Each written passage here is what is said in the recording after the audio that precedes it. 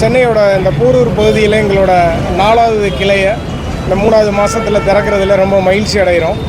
ஏற்கனவே 3 கிளை திறக்கும் போதும் உங்களோட ஆதரவும் மக்களோட ஆதரவும் இருந்தது எங்களுக்கு ரொம்ப மகிழ்ச்சியாக இருந்தது. மக்கள் கொடுக்குற வரவேற்பு எங்களுக்கு மிகுந்த மகிழ்ச்சியையும் நம்பிக்கையையும் கொடுத்துருக்கு. அதனால தான் இந்த போரூர் பகுதியில் இந்த 4வது கிளையை திறக்கிறோம். இன்னும் மேன்மேலும் கிளைகளை திறக்க விருப்பப்படுறோம். உங்களோட ஆதரவும் எப்போதும் போல கிடைக்கும்னு சொல்லி எதிர்பார்க்குறோம்.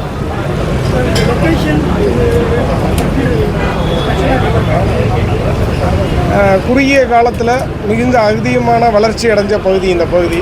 பக்கத்தில் ட்ரேட் சென்டர், எல்என்டி, பெரிய அப்பார்ட்மெண்ட்ஸ் இதெல்லாம் இருக்குது. மக்கள் அதிகமாக வீடுகள் இருக்கக்கூடிய பகுதின்ற முறையில் இந்த பகுதியை சூஸ் பண்ணியிருக்கோம். பக்கத்தில் சரவணா ஸ்டோர்ஸ், இன்னும் பல பிரபல நிறுவனங்கள் இருக்குது. அதனால தான் இந்த பகுதியை சூஸ் பண்ணியிருக்கோம்.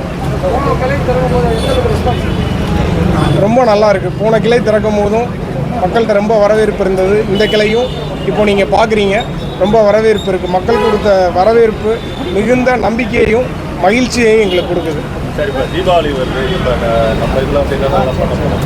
தீபாவளிக்கு நிறைய பிளான்ஸ் வச்சுருக்குறோம்.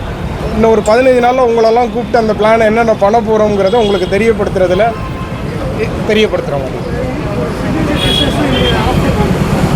என்னங்க,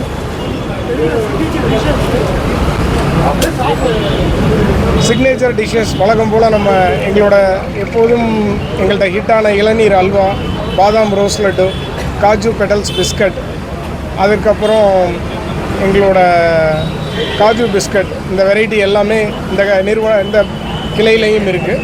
அதுதான் மக்கள்கிட்ட அதிக வரவேற்பை கொடுத்துட்ருக்கேன். எங்களுக்கு சென்னையை தவிர்த்து வேறு எங்கெல்லாம் பிரான்ச் ஓப்பன் பண்ணணும் ஐடியா? சரி, இப்போதைக்கு கோயம்புத்தூரில் எங்களோட கிளைகள் இருக்குது சார். 20 கிளை இருக்குது.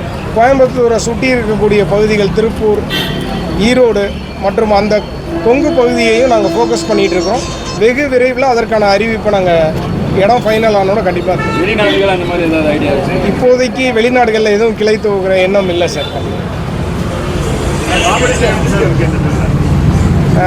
எல்லாருக்கும் மார்க்கெட்டில் இடம் இருக்குதுன்னு நம்புகிறோம் சார். நல்லா பொருள் கொடுக்குற எல்லாருக்கும் இன்றைக்கி மக்களோட வரவேற்பும் ஆதரவும் இருக்கிறதா நாங்கள் நம்புகிறோம். இதில் காம்படிஷன்னு இந்த விஷயத்தை பார்க்குறத விட நல்ல பொருளை கொடுத்தோன்னா மக்களோட வரவேற்பு எப்போதுமே இருக்குங்க. சார், இப்போ சமீபத்தில் ஜிஎஸ்டி கம்மி பண்ணியிருக்காங்க. இதனால் விலையில் ஏதாவது தாக்கம் ஏற்படுமா சார் 22க்கு அப்புறம்? கண்டிப்பாக சார். இப்போது ஜிஎஸ்டி பார்த்தீங்கன்னா கார வகைகளுக்கு 12% இருந்ததை மத்திய அரசும் மாநில அரசும் இணைஞ்சு நமக்கு 5% மாற்றி கொடுத்துருக்குறாங்க. இதனால் கஸ்டமருக்கு ஒரு 7% பெனிஃபிட் இருக்கும். இது இல்லாமல் நாங்கள் வாங்குகிற சில மூலப்பொருட்களுக்கு ஜிஎஸ்டி நில் பண்ணியிருக்கிறாங்க. அது போக 12% இருந்ததையும் 5% பண்ணியிருக்கிறாங்க. ஸோ விலையில் இதோட தாக்கம் கண்டிப்பாக இருக்கும். விலைகள் கண்டிப்பாக குறையும்னு சொல்லி நாங்களே எதிர்பார்க்குறோம் சார். கண்டிப்பாக மண்ணுக்கு ஒரு ஜிஎஸ்டி, ஜாமுக்கு ஒரு ஜிஎஸ்டி கோயம்புத்தூர்லேருந்து தான் ஒரு பேச்சு வந்தது. எப்படி சார் அதெல்லாம் எப்படி கம்மியாகும்? அதை செவிசாச்சு அரசாங்கம் நமக்காக மாற்றி கொடுக்கறதுக்கு இந்த நேரத்தில் அரசாங்கத்துக்கு எங்களோட நன்றியை தெரிவிச்சுக்கிறோம் சார்.